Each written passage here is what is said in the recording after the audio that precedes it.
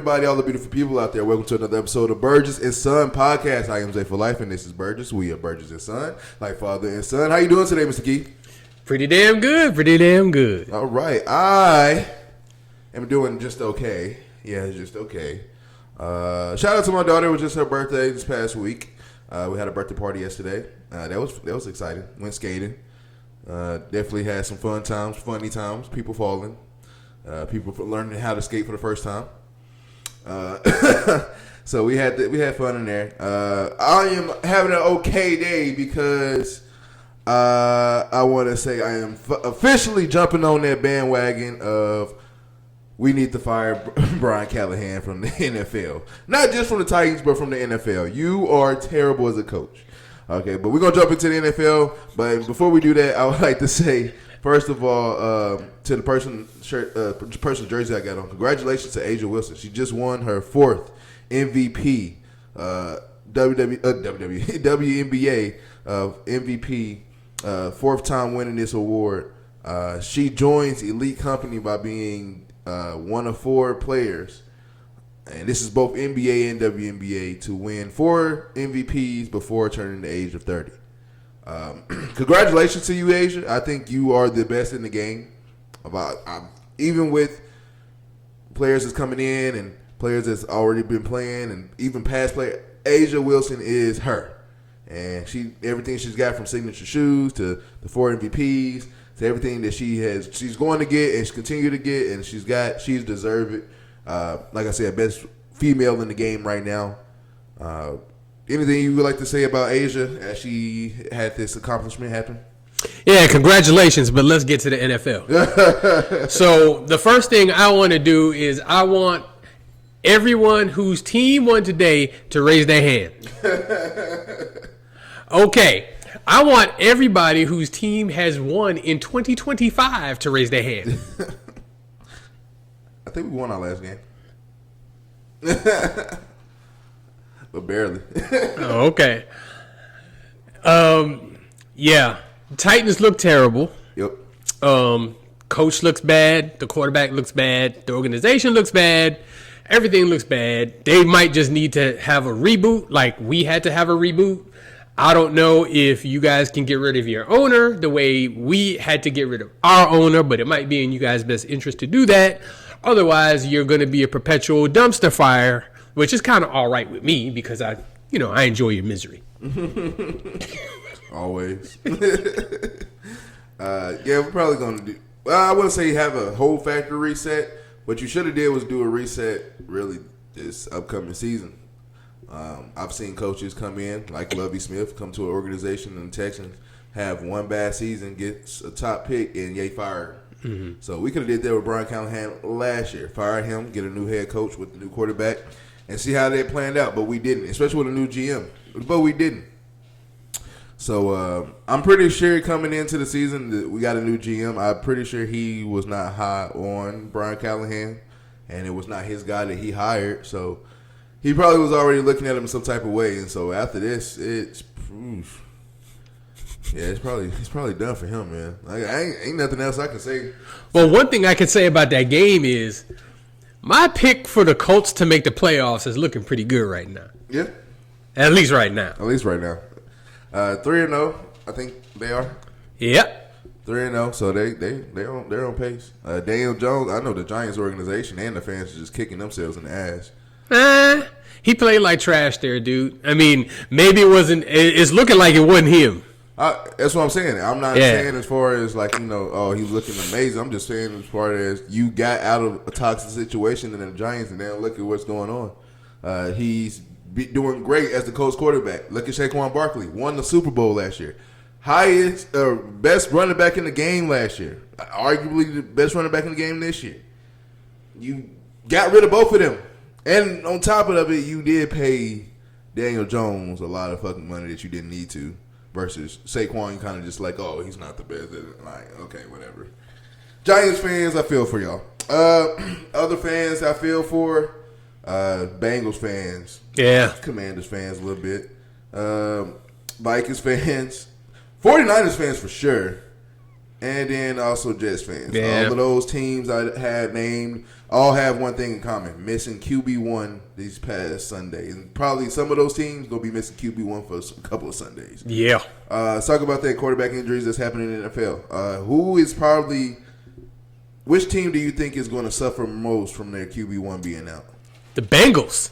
I think that's a slam dunk. That's easy. It's the Bengals. For one, he's guaranteed to be out 3 months. So that's pretty much the entire season. Yep. So the way they've got their roster structured, I mean, he's the linchpin. He's the key. Yep.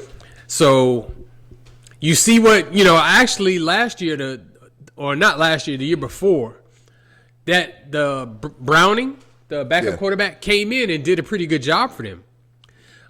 But today, he was ass. He threw 4 interceptions. They were terrible. He was terrible. So, I actually had the Bengals pick not only to make the playoffs, but to make the AFC Championship game.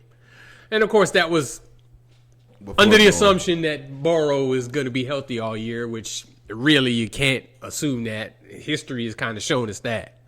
Yeah, he's starting to become one of the part of that list of, like, you just can't stay on the field. Yeah, unfortunately so. So I think that pick is trash now. But the team still has some offensive talent if the quarterback can somehow, some way get it together. But they're predicated on their offense scoring tons and tons of points because their defense is god awful. Not god awful, but they've been playing god awful. They're like Swiss cheese, man. It's like, dude, they got holes everywhere. They got one really good defensive player and a bunch of like undrafted free agents. Yep. So I'm more concerned about the Bengals than anybody else. The team I'm least concerned about with the injuries is my team. Yeah. Because he could have played today. We were cautious, and we have confidence in our backup quarterback.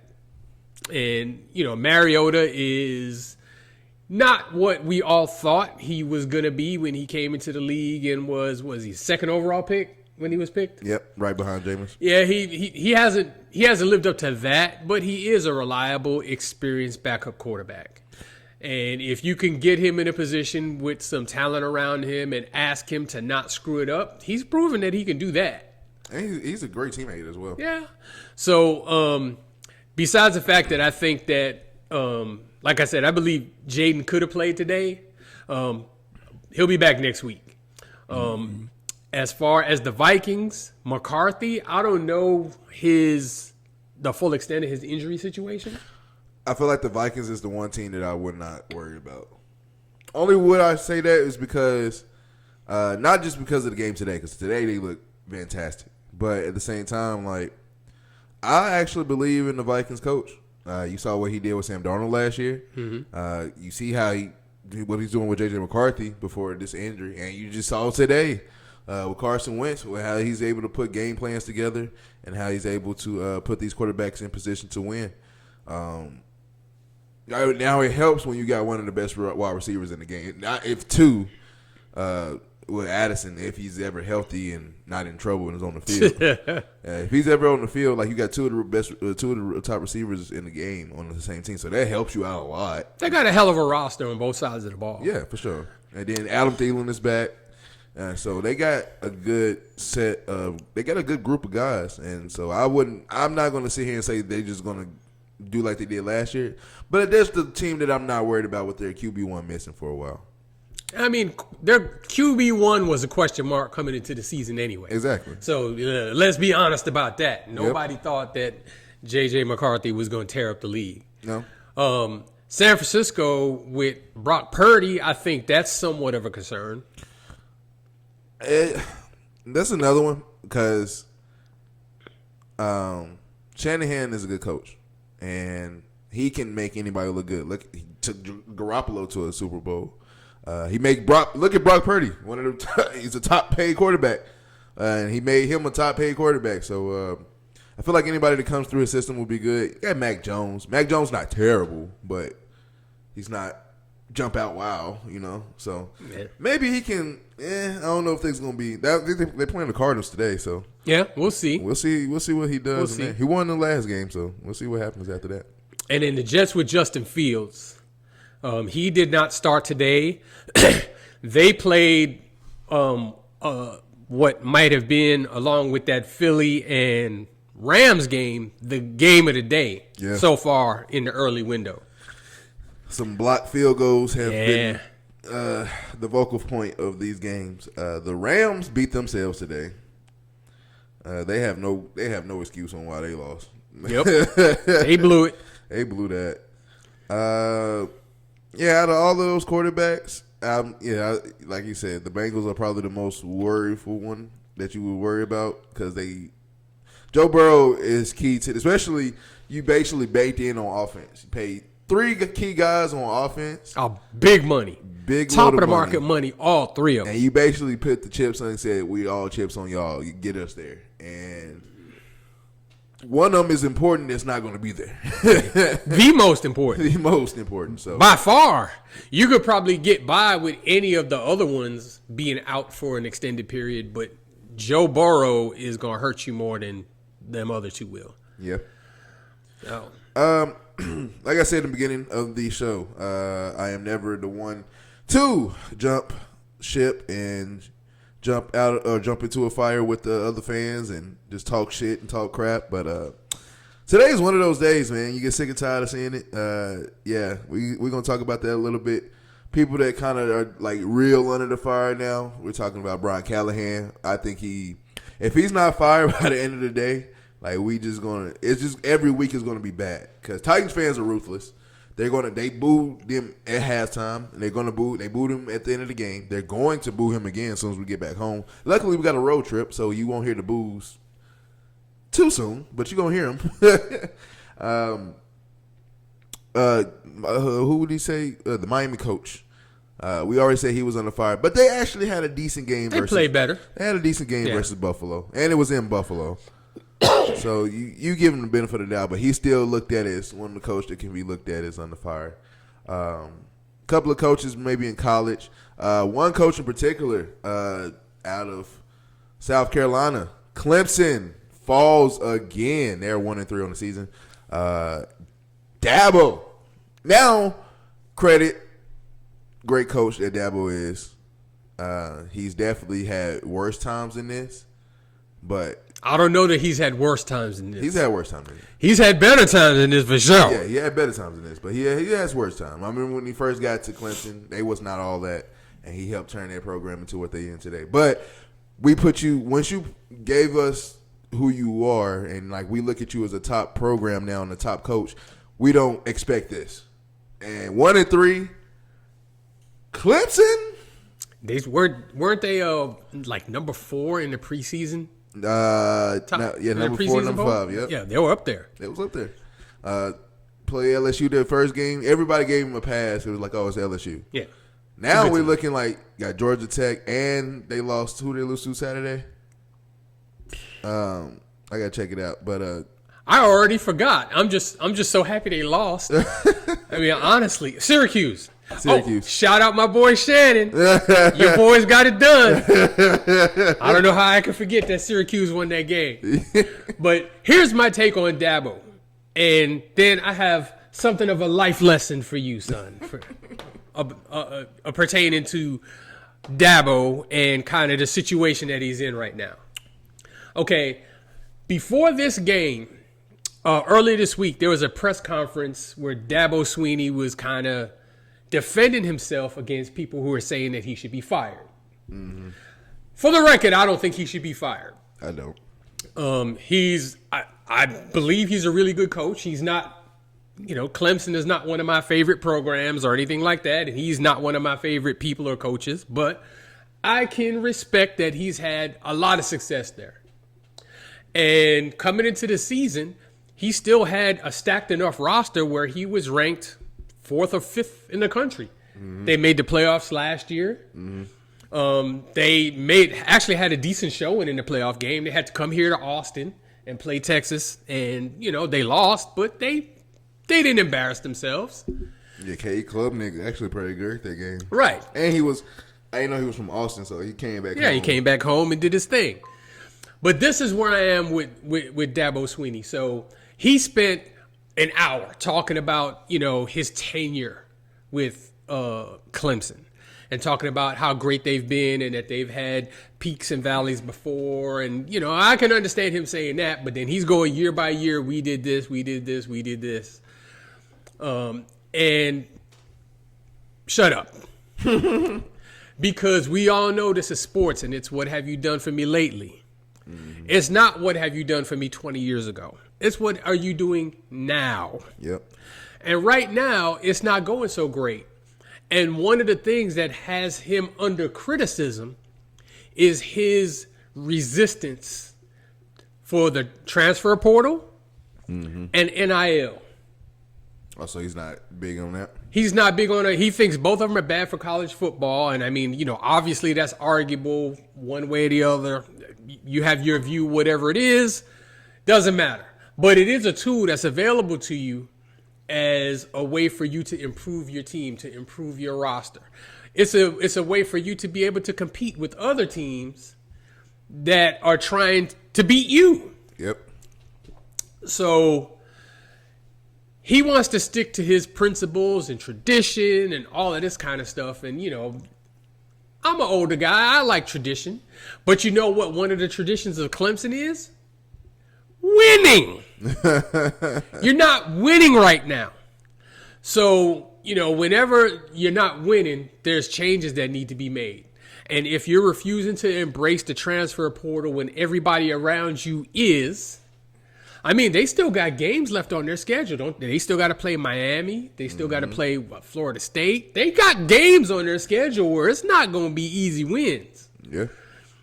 And if you're not taking advantage of all of these things available to you and using it to your best advantage, and by also hurting your opposition, because if you get the transfer, you keep that player away from other teams. Yep. It's a win-win. And, if you don't believe in it and all that kind of stuff, and now it's going sideways for you, dude, you need to make an adjustment. Yeah. Because we seen this in college basketball. Do you remember Coach K, towards the end of his career, he was talking about he didn't like the one and done. Yeah. And he wasn't going to recruit one and done players. What happened to Duke? Hey, they weren't going to the Final Four every year. They weren't threats to win the ACC anymore. Why? Because they weren't getting the great players. Great players go to college and stay 1 year. That's the way it is now. He changed that quick because you see. Exactly. He saw it. He saw that there was something that was holding him back from reaching the goals he wanted to reach. And despite his opposition to it, he adjusted. Changed that and quick. What happened? The program turned back around, back to being elite again. And you can argue that he had some of the best one and dones. He absolutely did. You can say the same thing or, similar thing for someone like Nick Saban, who coaching, he came into Alabama, had pretty much immediate success.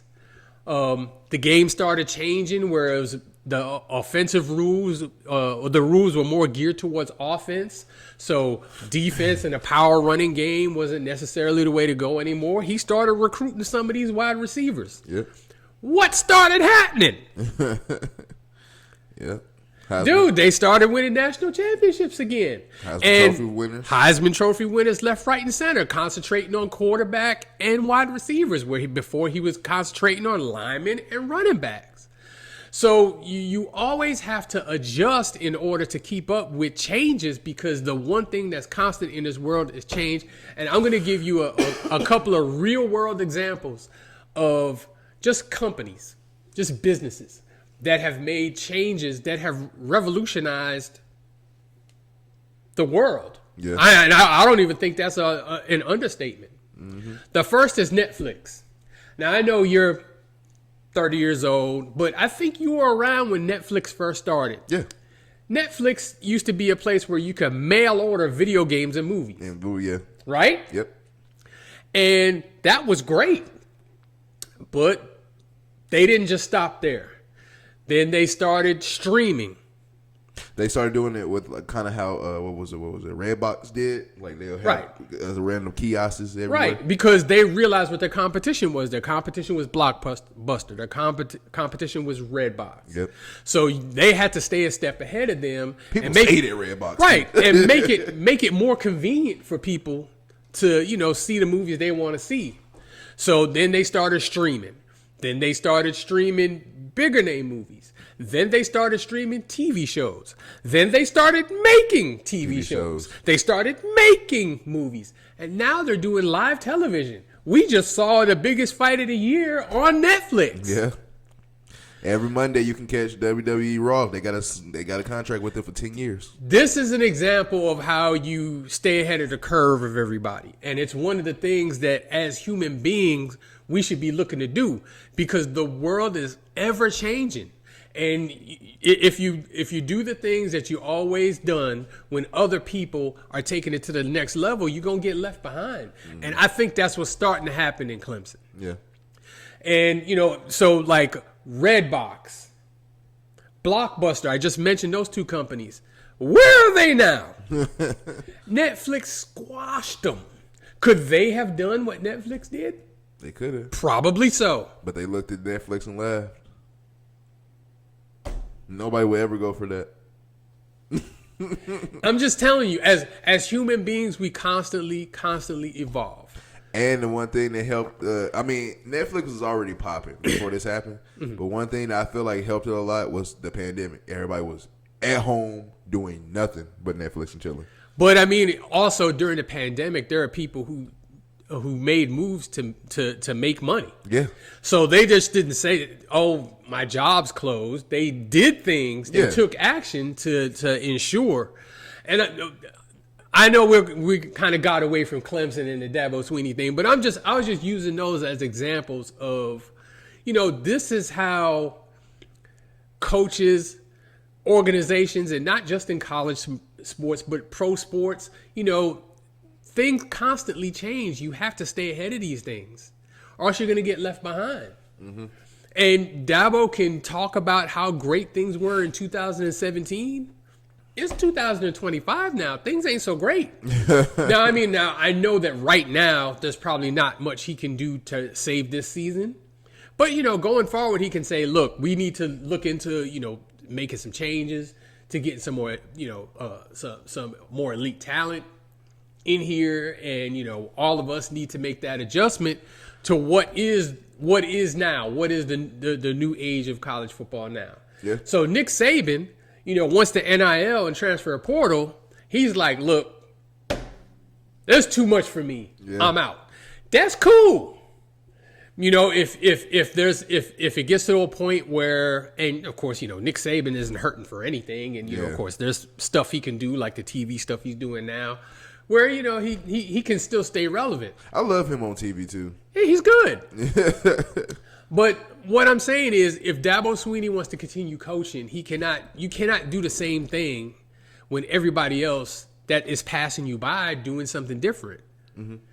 You have to at least do what they're doing, if not take it to the next level, and figure out other ways to build up your roster, to build up your squad.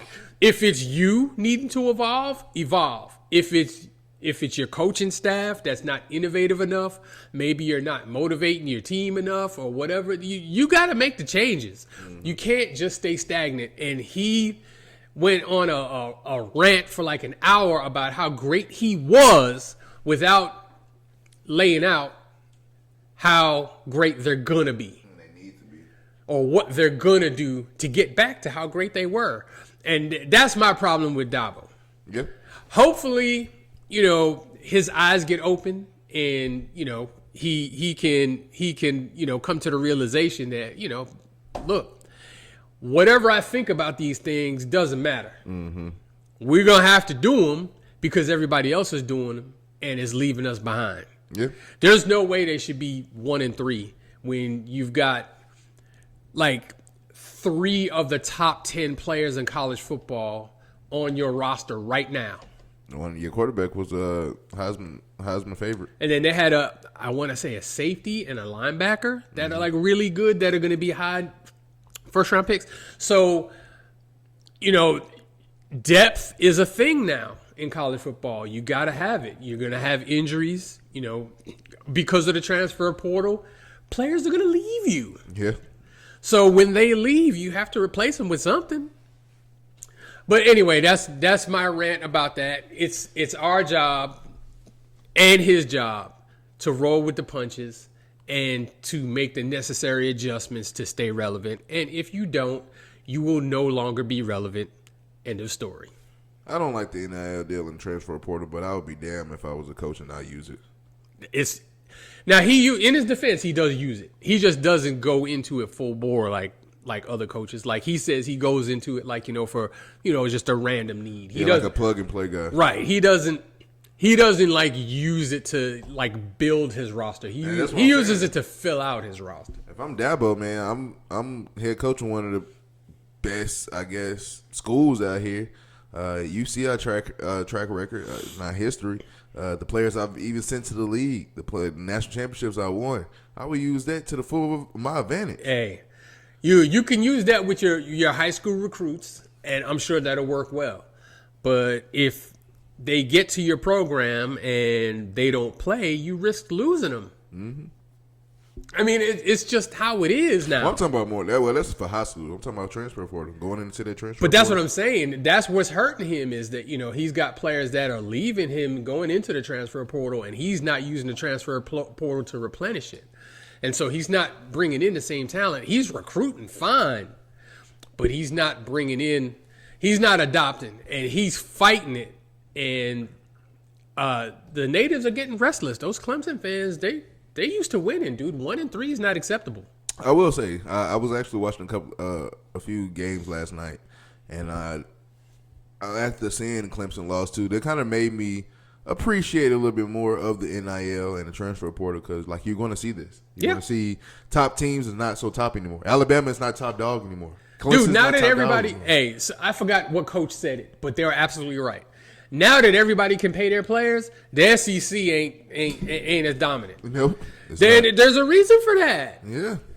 When it was illegal to pay the players, the SEC teams had mastered how to do it. And so all the really great players all went to the SEC. Mm-hmm. Now you got great players going everywhere, especially younger players. Like if you're a freshman and you want to play right away, maybe you don't want to start off at Alabama. Yeah. Maybe you want to go to, I don't know, Minnesota first or Minnesota period. Who knows? And it's also to the fact of like, let's just say some kid from like Oregon or somewhere, a real good player in high school getting recruited. And, when back in the days, you looked at Alabama and all these SEC schools, like, I got to go there. Like my family's this and my family needs it, so I got to go. Versus now with NIL deals and everything else, mom is sick. You need family taken care of. This Oregon State can pay you $1 million, just like Alabama might pay you $2 million, but they can give you $1 million right now, and you can stay at home. Kids would do that now and play now.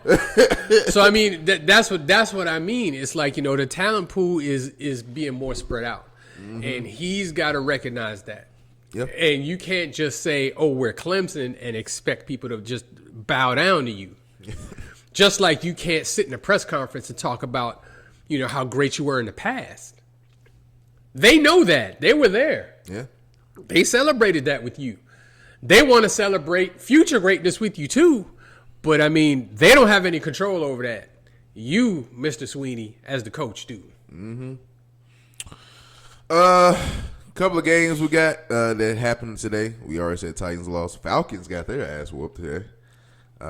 Bryce Young, he's looking like he should be the number one. I didn't see any of that game at all. Yeah. But I mean, I'm so rooting for Bryce Young. Yes, I'm so rooting for Bryce Young. I think he's a prime example of a really talented player who got drafted to a terrible organization, and sometimes that could absolutely ruin your career. Yes, and on top of that, the organization itself.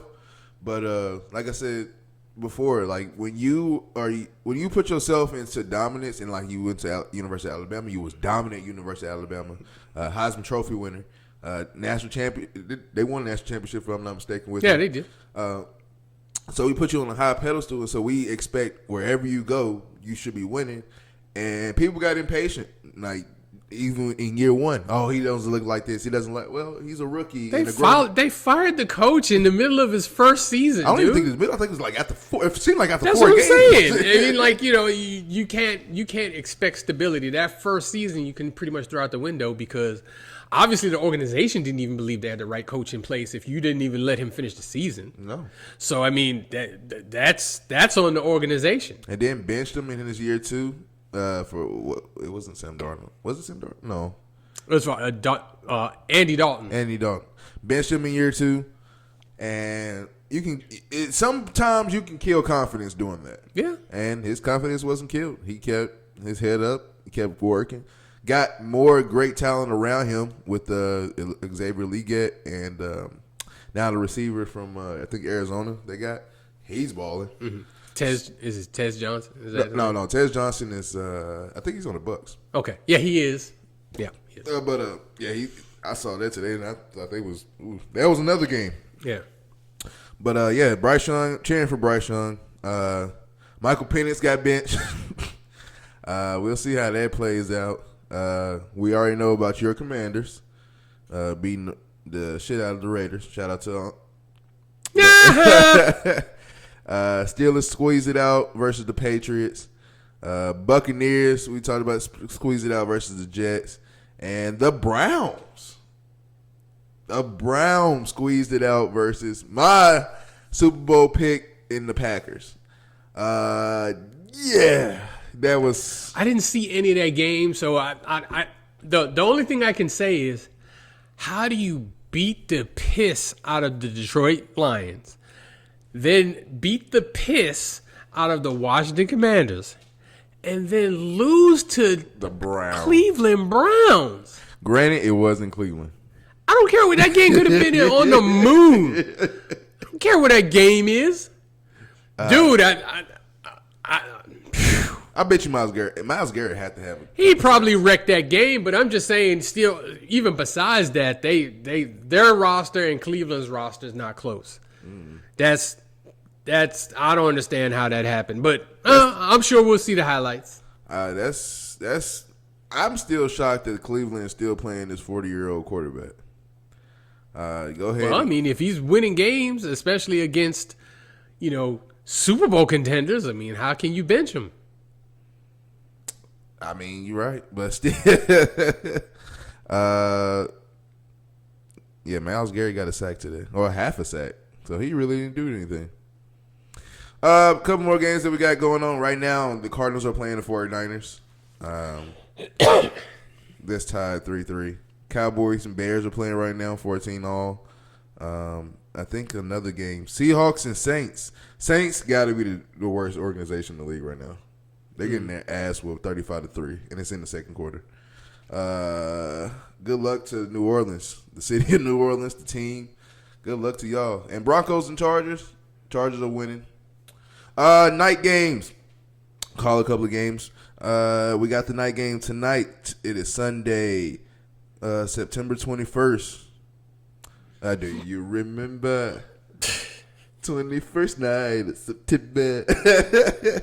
The Chiefs travel to New York to play the Giants. Battle of the 0-2 teams going into this game. Who do we got in this game? I'm pretty sure your mind says the Chiefs. Yeah, Common sense says the Chiefs. Yeah, but the way that the Giants played last week, if they can repeat that, and I'm not sure they can because the Chiefs are much better defensively than the Cowboys are. But I mean, would it not be just hilarious if the Giants beat the Chiefs? Would it just not be absolutely hilarious? It would be funny. I would laugh my ass off. I mean, really, I would. But I don't think that's going to happen. I think the Chiefs will win that game. Yeah. Common sense tell you that the Chiefs are going to win that game. And I think the Chiefs are going to win that game. But one thing I'm looking for is the continuous growth of who I think is going to be one of the best receivers in the league, and that's Malik Neighbors. Malik Neighbors is amazing. Yeah, he's balling. And I want to see him strive, and I think he's going to do good in this game. Especially if you go off versus the Chiefs. Oh, my God. People are going to definitely be watching. That'll be what? 3 LSU receivers dominating the league at that point? Don't forget about Brian Thomas Jr. Yeah. Even though I know he's hurt right now, but still, don't forget about him. Yeah, he's balling too. There's something in that water at LSU. I'm telling you. From they know how to pick them. LSU and Ohio State. There's a bunch of wide receivers from them 2 schools in the NFL. Yeah, a bunch. And it ain't like they just, they sneak in. Yeah, they're top level guys. Yep. That was so. I think we both picked Chiefs for that game. Yeah, Sunday night game. All right, Monday night. Monday night should be a treat. We got Detroit traveling to Baltimore to play the Ravens. Lions versus Ravens Monday night. Ooh, that's gonna be a tough game. Who you got in that game? I got the Ravens. They're at home, and there's this weird stat that Lamar Jackson don't lose to NFC teams. Really? Yeah, like in his career, he's like 17-2 or some ridiculous number like that. So he don't lose to NFC teams. So. The same is ironically the same is for Jalen Hurts. I think he's like 18-2 on AFC teams. Yeah. So that's kind of crazy. I got Lions actually going into Baltimore to win that game. What was that? Oh, it was pretty good. I got the Lions going into Baltimore to win that game actually. So. You got Ravens, I got Lions. We'll see what happens. Next Thursday, upcoming Thursday on the 25th. Thursday night football. It should be better than, actually the Dolphins and Bills game wasn't bad. We just knew that the Bills was going to win. But we got Seahawks traveling to Arizona to play the Cardinals on Thursday night. Who do you got in that game? In Arizona. I'm going to go Seahawks. Yeah, I'm going to go Seahawks. Seahawks. But I mean, like, that's like the most uninteresting battle of undefeated teams. Well, of course, I guess they could conceivably, they're both playing today and they both could lose, right? Yeah. I thought the Seahawks lost last week. Did they? They lost the first game. They lost the first game against San Francisco. It's still kind of an uninteresting game to me. I'm going to watch it because it's the NFL and I watch every game I can, but. I love their division games, like the NFC. The NFC West, I love the division games. Anytime the Seahawks play the Cardinals or the 49ers play the Cardinals or Seahawks or any of those 4 teams that play each other, I enjoy watching them. But I think Kyler Murray is that dude, in my opinion, and I feel like he's going to come in and be great. And I think they're going to take that game in Arizona at home versus the Seahawks. Okay.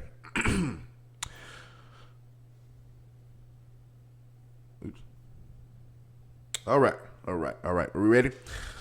All right, y'all already know what time it is. Time for the best segment in the world. Soon to be known to the world's best segment in the world. Wayback Wonders. If you're new here, Wayback Wonders is when the OG tells the young buck stories about past athletes that I probably never heard about or I was just too young to understand it. But now that I'm older, I do understand. Who is our Wayback Wonder for today? Today's Wayback Wonder is the great Kareem Abdul Jabbar. Kareem. And I'm just going to jump straight into it, and y'all can be mad as you want. Y'all millennials and Gen Zs and whatever. Kareem Abdul-Jabbar is the best player that's ever played basketball. Yes. And I am going to list the reasons why I think that. And not just NBA. Not just NBA. We're going to start in high school. He went to Powell Memorial High School in New York City. Shout out New York City. Yeah. He back in those days, this was maybe the early 60s. You could not play as a freshman in college or in high school. Yeah. So he played 3 years of high school basketball. State championship, all 3 years. Damn. He went to college. And he went to UCLA. Funny tidbit. He was supposed to. He was actually planning to go to North Carolina. Ooh. Before he eventually chose UCLA, but on a visit to North Carolina, he experienced an incident with the KKK. Yep. And decided not to go, and went to UCLA instead.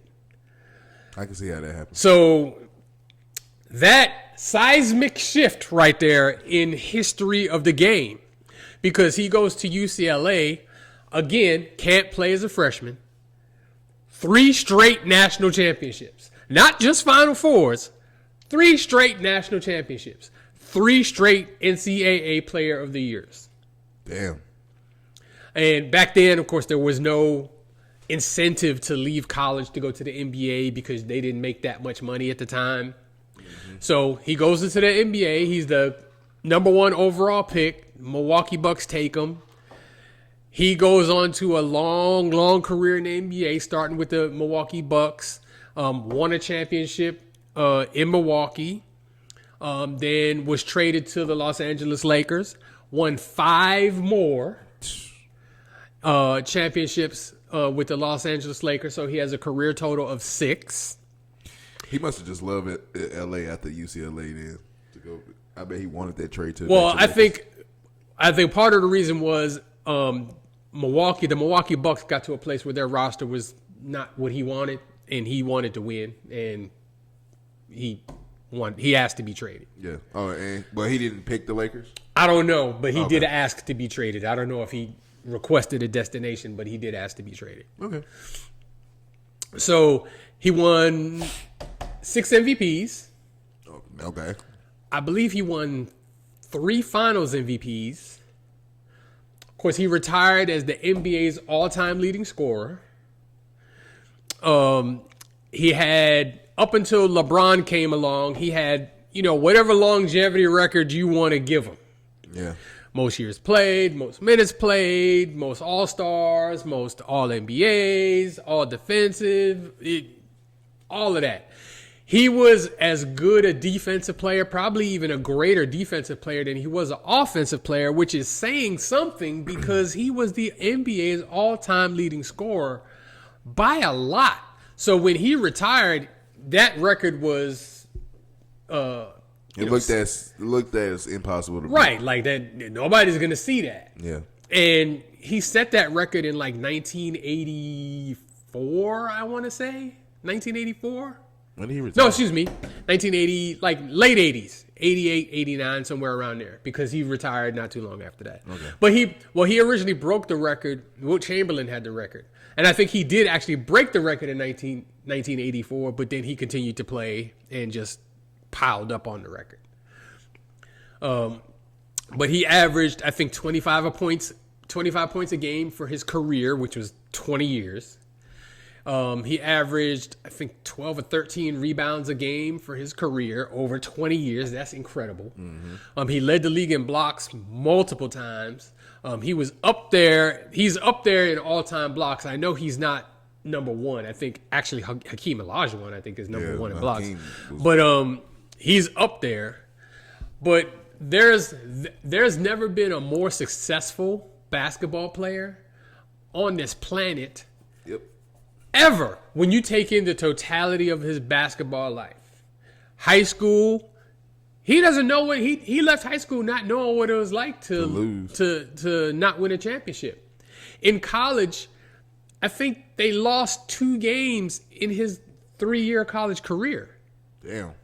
And they won, of course, national championships every year. What did they do his freshman year because he couldn't play? That team was still great. I think they won the national championship without him. Oh. So back then they had a freshman team and then the varsity team. Of course, at UCLA, they used to play each other. And those guys I saw on a podcast will come out saying, hey, that freshman team used to beat our ass. Damn. Dude, they won the national championship. Kareem Abdul-Jabbar was leading the team of freshmen, beating them consistently. Damn. So he's not a rah-rah, big look-at-me type of guy. Yeah. He just isn't that type of guy. He's not that type of person. He did some unpopular things as far as taking, some social stances that, were deemed unpopular at the time.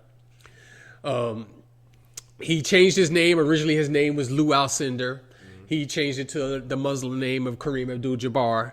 So, these things didn't endear him to the fans. So he didn't have this overwhelming fan support like, people behind him, like even Magic had, his teammate, or that Jordan had. But if you look at the totality of his career, dude, he's the greatest that's ever played. Now, Michael Jordan is my number 2. He is the second greatest, but he's not the greatest. That's Kareem. Because Michael Jordan did not accomplish everything Kareem did, in my opinion. Yeah, and we talking about from high school on. From high school on. And then the some of the iconic stuff, the hook shot, the sky hook. Dude, nobody has ever been able since then to even make that shot a reasonable part of their repertoire. People do hook shots, but not the sky hook, where you're in the post and he made that look effortless. People do hook shots, but not the sky hook. So I think he's one of the forgotten legends. You know, people name their top 10, and they forget about Kareem sometimes. And they want to put Shaq ahead of him, or they want to put Bill Russell or Wilt Chamberlain ahead of him, and I totally disagree with that. Kareem Abdul-Jabbar is not only the best center that's ever played the game, he's the best player that's ever played the game. Mm-hmm. And I will die on that hill. Anybody who ever wants to argue about that. People going to argue all the time. Well, That's a good one, though. I like that one. As y'all know, I always ask questions, so I have some statements I want to say at the end of it. I guess a little small question is, you just said you're down the hill of him being the best player ever to play the game. You said MJ is a close second? Second. I wouldn't say close second. Are you just second? I feel like, in reality, I've always said that Kareem has the absolute most perfect body of work when it comes to basketball. I do agree. I think he's the best basketball player to ever play the game of basketball, period. And it's a different, and I feel like it's a difference when you kind of argue that, because it's like just the body of work of basketball, Kareem is better than anybody.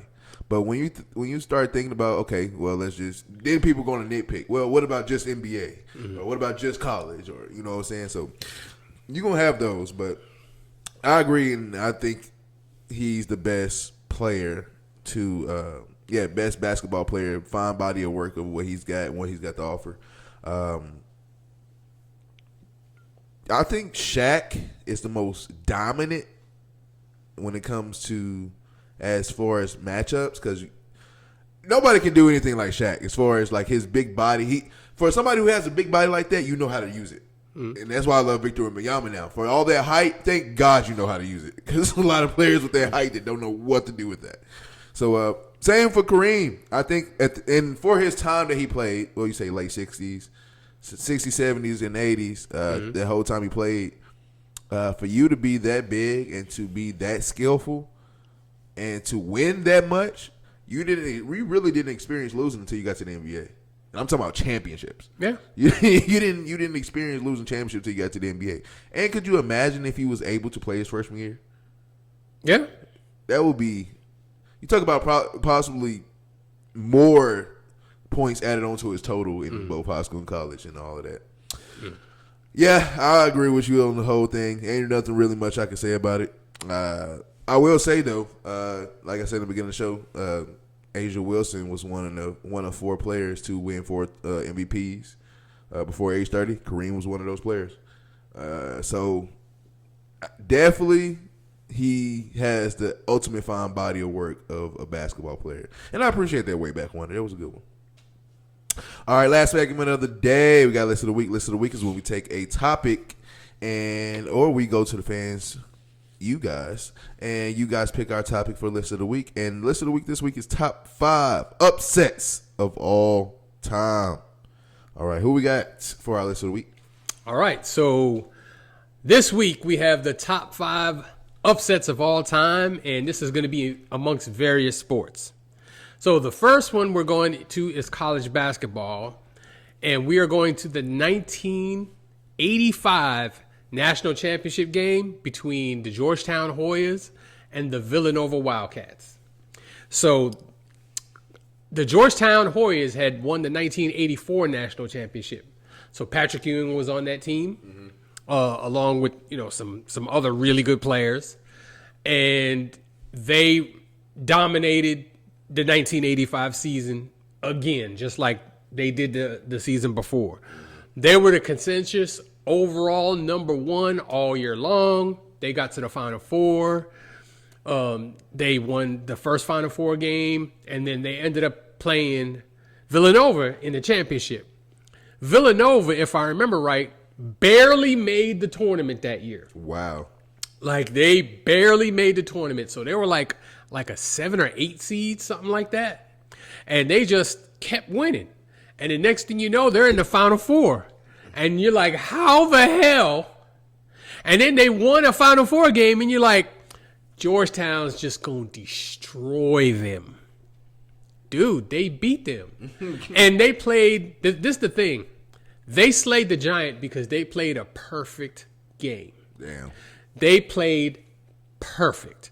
I think for the game, they shot like 70% for the game. Now, back then, I don't think the three-point shot was part of the college game at that time. I'm pretty sure it wasn't. But, like, Georgetown actually played okay. But Villanova didn't miss. They didn't turn the ball over, and they didn't miss. And they still only won by 2 points. Damn. But it was such a huge upset. Nobody expected them to win that game. Nobody gave them even the smallest bit of chance of winning that game. And even today, I have trouble naming players off of that team. The Villanova team? Yeah, I can name one, Ed Pickney. I can't name anybody else. I can name the coach, Raleigh Massimino. That's it. It's one of those times where you be like, out of 10 times, this is the one game that you beat us. Oh, yeah, because they had already. Yeah, I think they had already played 3 times because I think they played in the Big East tournament. Mm-hmm. Georgetown blew them out 3 times. And so you get to the championship game, and now you want to play the game of your lives. That's where you need it. That's exactly what they did. It was the most incredible thing you'll ever see. And I mean, it was just perfection. It's the closest thing you're ever going to see to a perfect performance by a team. So moving on to number 4, I have Super Bowl III, the Jets over the Baltimore Colts, the Joe Namath guaranteed game. So this game was significant because at the time, the NFL and the AFL were separate. So this was kind of like a special game. So the Baltimore Colts had won the NFL championship, and the New York Jets had won the AFL championship. Okay. And it was believed that the NFL was just far superior to the AFL. Like, there's like the best AFL team ain't gonna beat the worst NFL team like that. Nasty. Yeah. And so Joe Namath, in his infinite bravado, predicted before the game, he guaranteed that the Jets would win the game. And everybody laughed it off and called him crazy and all this other kind of stuff. They went out there and won the game 16-7. And did I lose my thing? Okay. That began his lore. It's pretty much the reason that he's in the Hall of Fame. He played okay in that game. He didn't play great. Mm-hmm. The running backs played really well. The defense obviously was outstanding. The Colts were loaded. But the Jets won that game. It was that big of an upset. And we will move to number 3. If you can see. If I can see.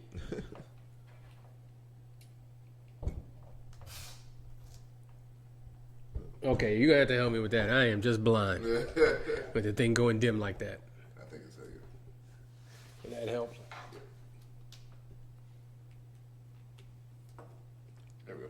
Oh, I can see it now. Okay, number 3 is, I forget the Super Bowl number, but we're all going to know which Super Bowl it is because it is the year that the Giants beat the Patriots, with the year that the Patriots went undefeated. The Patriots went undefeated?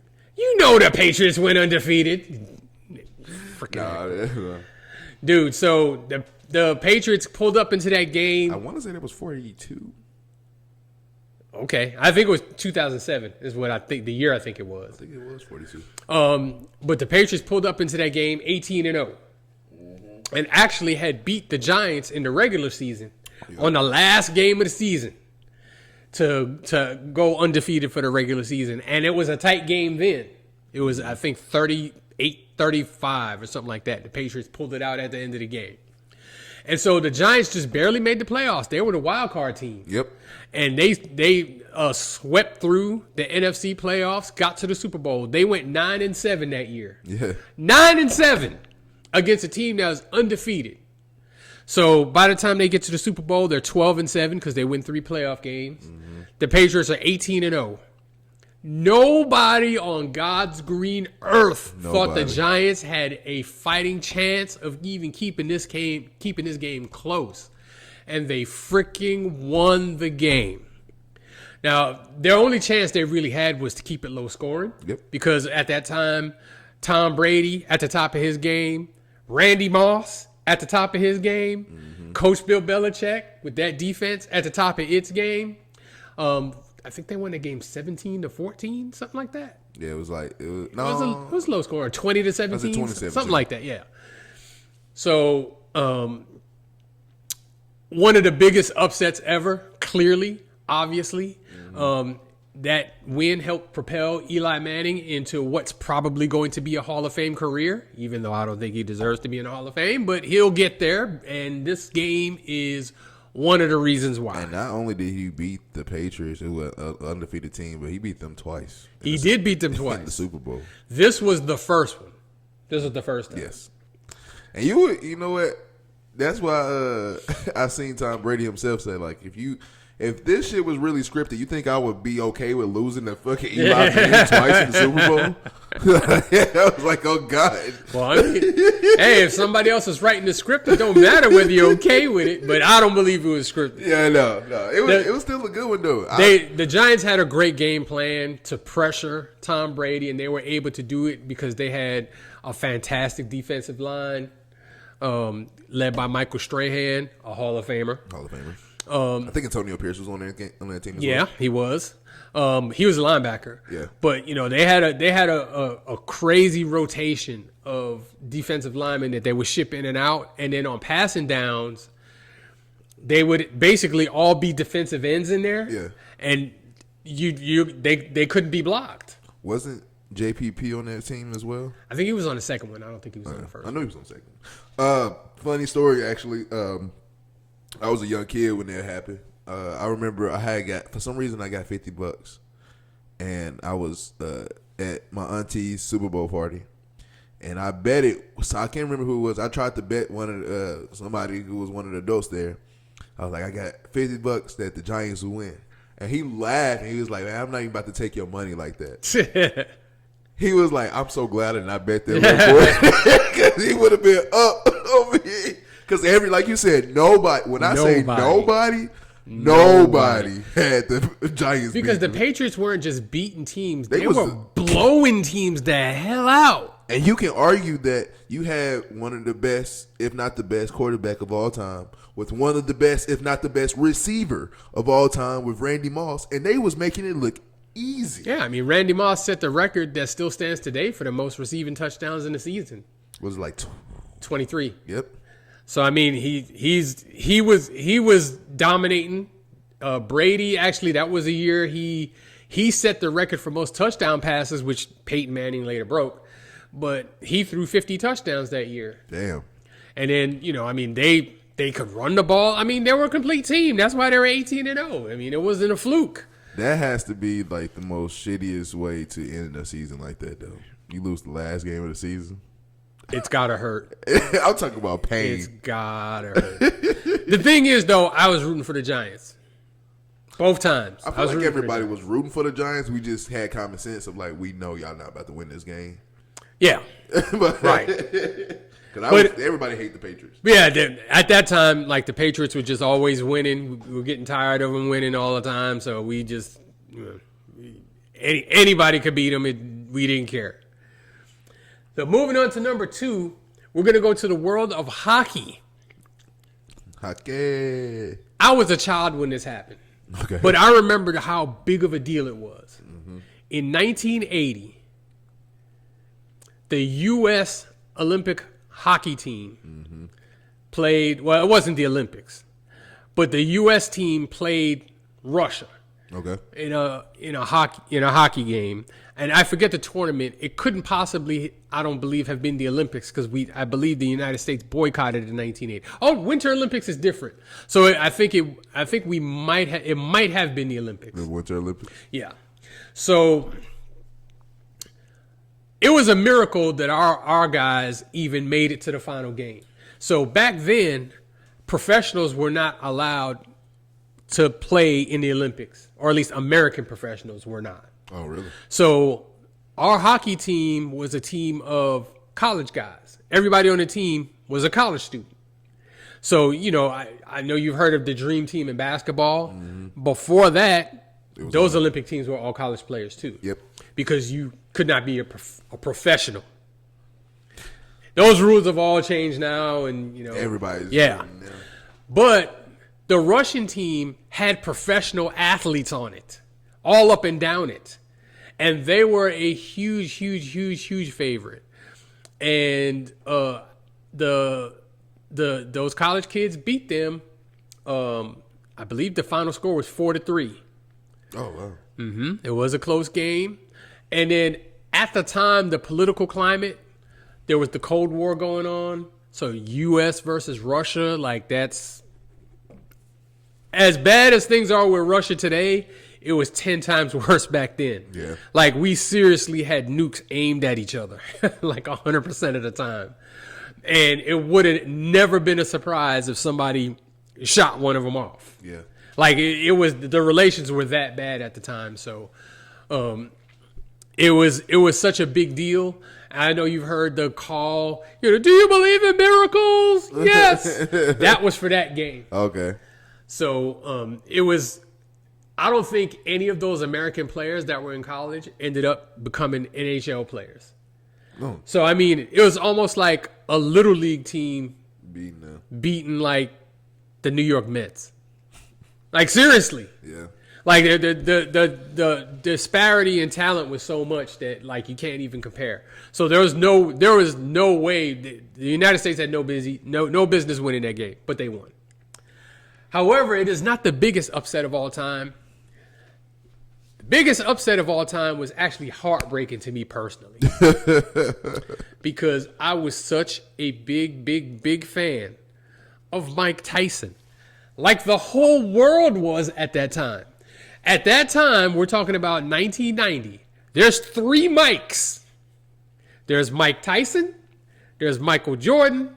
There's Michael Jackson. Yeah. They ruled the world back then. They could do no wrong. Everything they did was magnified and glorified. You saw all three of them in the room. Some bullshit happened. Hey, dude, if they're in the same place at the same time, something's going on for real.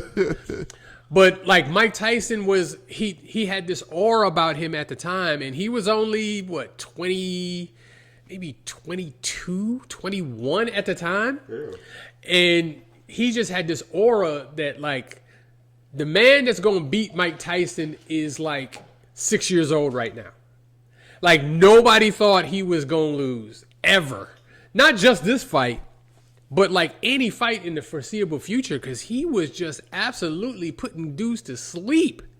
To this day, some of the hardest punches I've ever seen landed in my life from Mike Tyson.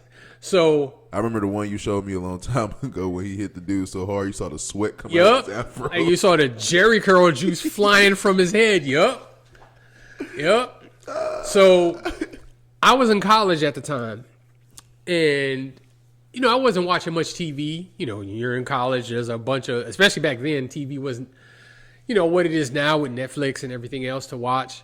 So you actually had to go outside. Yeah, you socialized and you actually did things. You didn't just, sit somewhere on your cell phone.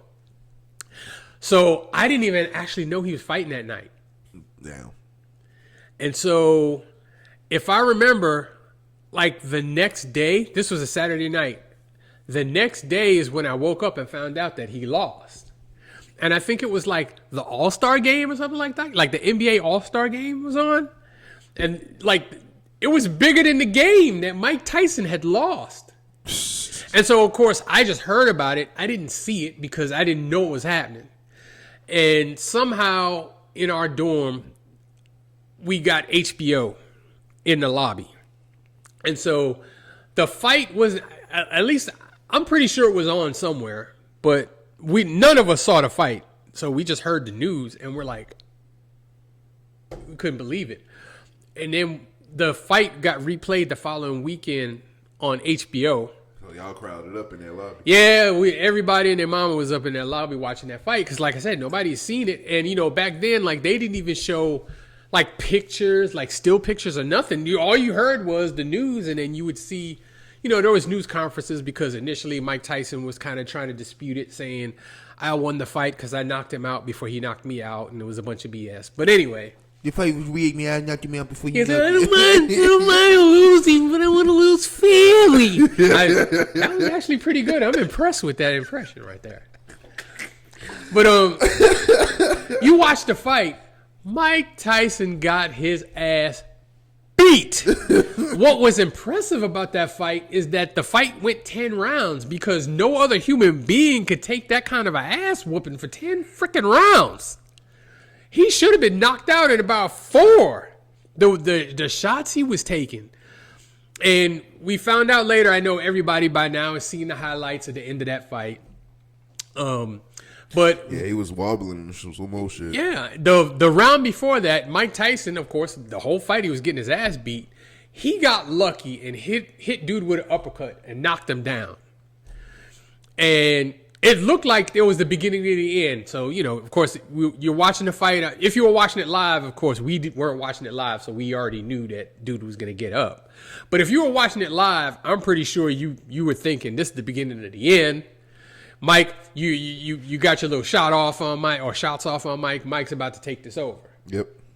So, what was, I guess, in dispute was that Buster Douglas was down for 12 seconds. And he actually was down for 12 seconds. But what had happened was he got hit and he was laying there and then he sat up and he just watched the referee count. So, you know, a lot of times, you know, when you get hurt, they tell you don't move too fast, sit still, wait till 8 or 9 to get up. But the referee started his count late. He got up when the referee said 9, but the referee started his count late. So he was actually down for 12 seconds. Damn. But he would have got up. You could clearly see he was okay. I mean, he got hit like a real one, but I mean, oh, shit. He was going to get up. So that was Mike Tyson's whole argument, which was a bunch of bunk. But it came out later that, you know, this fight took place in Japan and that the night before the fight that Mike Tyson was hanging with Bobby Brown in a room with a bunch of women. I never knew that story. And a bunch of cocaine. I knew, oh my God. Or drugs. I don't know if it was actually... I don't know if it was the powder. I'm pretty sure it was one. It was It was some illicit substance. Let's say that. And one thing is that his corner wasn't prepared at all. So you know, there's something called an inswell, which is like a metal thing, like a metal object that you like. Yeah, that you wipe their eye with to keep the swelling down. You keep it in ice in between rounds, and then when he comes over into the corner, you rub it on his face so that he doesn't swell up. They didn't even have one of those. Damn. This is what they did. They did have ice, but they didn't have an inswell. So they filled a rubber glove with ice and started rubbing it on his face when he started to swell up. At the end of that fight, Mike had one eye. One eye was closed. Damn. So, like, him and his whole camp totally overlooked Buster Douglas and treated it like it was a foregone conclusion that he was going to win the fight. He probably didn't prepare properly. And obviously the corner didn't even... Dude, how do you not have an inswell?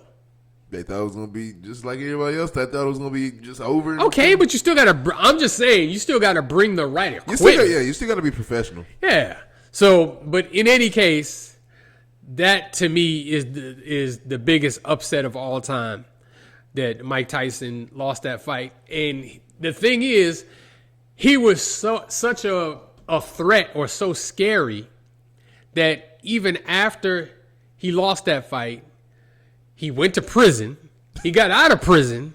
Well, he got convicted of grape. Yeah. So he went to prison for a couple of years, and he got out and started boxing again and built himself up where he was just as feared. Yeah. So, I mean, imagine going to prison and then you got like the regular prison, and then you hear motherfuckers in there like, "Yo, Mike Tyson's in here, dog." I'm sure he got tested. I'm not the one doing the testing. I know he did. Well, I mean, dude, people in.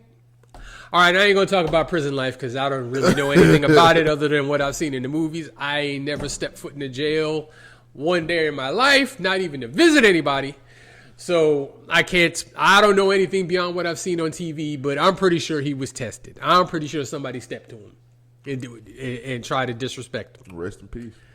Yeah, I mean, I would think it probably wouldn't have went well for that one person, but I'm just saying, sometimes maybe it'll be more than one person who steps to you. I don't know. In any case, I just want to say that's the biggest upset in the history of sports. Speaking of Mike Tyson, you already know we got that fight coming up with him and Floyd, so get ready for that one. But yeah, I hear you talk about it all the time. The Buster Douglas win over Mike Tyson. I've seen it. I always kind of see it every once in a while. Anytime that around that, what was it? When did that fight happen? It happened in February. It was February. So it's always around that time to where I see it. Yeah, it was already around January, February, March. They talk about the fight like, oh, this day in history. Or, yeah. Is this like so? I see it all the time, but I guess because of course I wasn't there, but like you never know how much of a big deal it was, and when I hear people talk about it, especially talk about Mike Tyson, how Mike Tyson was feared and nobody wanted to fight Mike Tyson. People are scared of Mike Tyson, and then you hear that, and not just, it would be different if it was just the end of his reign, into his prime. We're talking about in the mix of his prime. Before his prime. He was 21 years old. Like you just get, this happens, you like, whoa, like what happened? You like, Buster who? Exactly. Like I said, I didn't even know he was fighting that night. And I'd never heard of Buster Douglas before a day in my life. I had no idea who he was. Now he's forever and he didn't do anything after that fight. His next fight was against Evander Holyfield, and Evander Holyfield knocked him out. Damn. Oh, so he was... So, I mean, at least you put your name out there for one fight versus Mike Tyson. And then you beat Mike Tyson. That's pretty up there. For everybody who talks about Mike Tyson and said he was so much feared and all this, and for him to lose that fight, I bet that was an upset, a very big upset. As is number one on your list. Yep. So I can only imagine that one. Thank you guys for joining us on another episode of Burgess&son. We will be back next week. Talk about some more football, and basketball is inching closer to returning. WNBA playoffs are underway. Underway, yep. I think actually the Aces lost today. Mm-hmm. The Fever got in without Caitlin Clark. That's something to look at. Mm-hmm. I think Liberty lost. Liberty are out. I think they fired their head coach too as well. Did they really? Yes. Damn. Championship one season, fired the next. Hey, that's how you said it earlier. You said it best, man. Everybody adapts yearly. It ain't about what you did for me last year, 2 years ago. What are you doing for me right now? Ooh. So the Cowboys' offensive line ain't doing nothing for Dak right now because he just got smoked. Smoked. Close your eyes, Dallas fans. All right, we'll see y'all next week. I am Zay for life, and this is Burgess, and we are out.